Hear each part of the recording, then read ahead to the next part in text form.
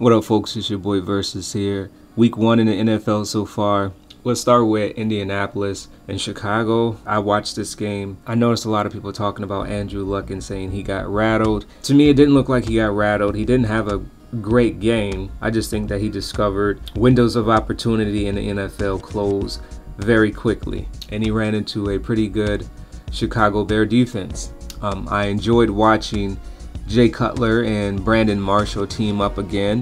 Cutler in the first half, he kind of was forcing the issue with Brandon Marshall, but then he settled down, and when Cutler settles down, he can look pretty good. But if he does not settle down, he can look very bad. He can look like Brett Favre on his bad day. Going to the Philly-Cleveland game, I didn't watch this game.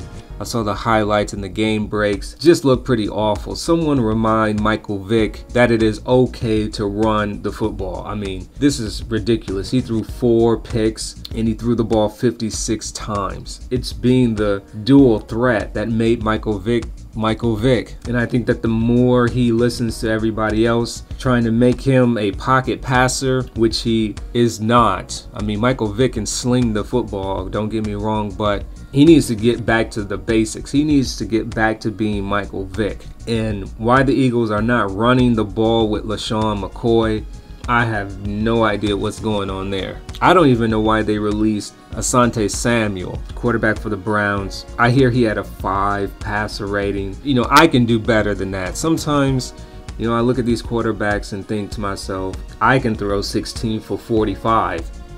St. Louis and Detroit, this is another game I've watched. Being in Michigan, of course, we get the Lions games. Sometimes I don't want to watch the Lions, but Matthew Stafford and Calvin Johnson, when they are rolling, these two guys are probably in the conversation of being the best quarterback wide receiver duo.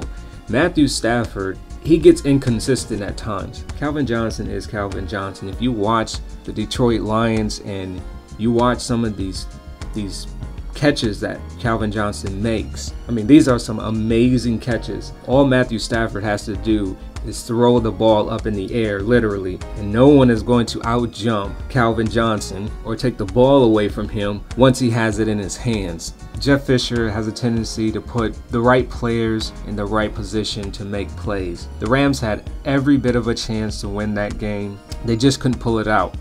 We had the Redskins and the Saints. RG3 put up some impressive numbers. To do this in New Orleans, that was a big deal. I try not to jump on the bandwagon on opening day with these rookies. I mean, in the media, these rookies will have one good game and they're the next Joe Montana, according to some of these analysts. And, you know, you always hear this a little bit too soon. This person is the next John Elway. Then we find out 2 years later, this person has lost their starting position. You know, I try not to jump on the bandwagon too quick. I do think the numbers RG3 put up was impressive. And I thought Drew Brees and the Saints could have done a lot more.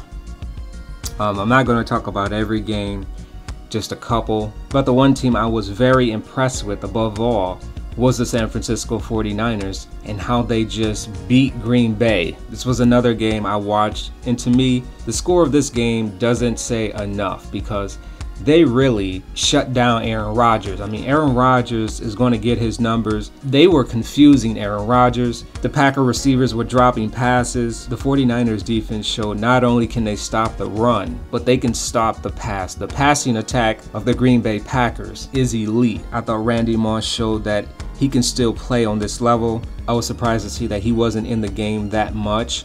I thought they could have used him in certain situations. Specifically goal line situations, a lot more. The 49ers showed that they are a complete football team. A game I was disappointed in was the Seahawks and Arizona. Kevin Kolb lost his starting job. Then he had to come back in to try to save the Cardinals. Russell Wilson, I thought he did a decent job. However, I was disappointed in the last 3 plays of this game, specifically the last. Braylon Edwards is so inconsistent. This goes all the way back to the Michigan days and when he played with the Jets and when he played with the 49ers. The way he dropped the last pass at the end of the game was just ridiculous. It made me sit back and wonder, why did they cut Terrell Owens for Braylon Edwards? I love Pete Carroll. To me, he's one of the best coaches in the league.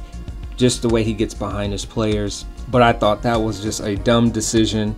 I would have taken Terrell Owens over Braylon Edwards any day. If you haven't seen the game, the pass went directly through Braylon Edwards' hands, which could have won them the game. But of course he dropped it, so I'm not even going to talk about the Carolina-Tampa Bay game. It just baffles me how you can have my favorite wide receiver, Steve Smith, and a great quarterback in Cam Newton, and only put up 10 points against the Tampa Bay Buccaneers. I mean, Carolina, I told myself I wasn't even going to talk about this game because how disappointed I am with them. So leave your comments below and be sure to rate this video.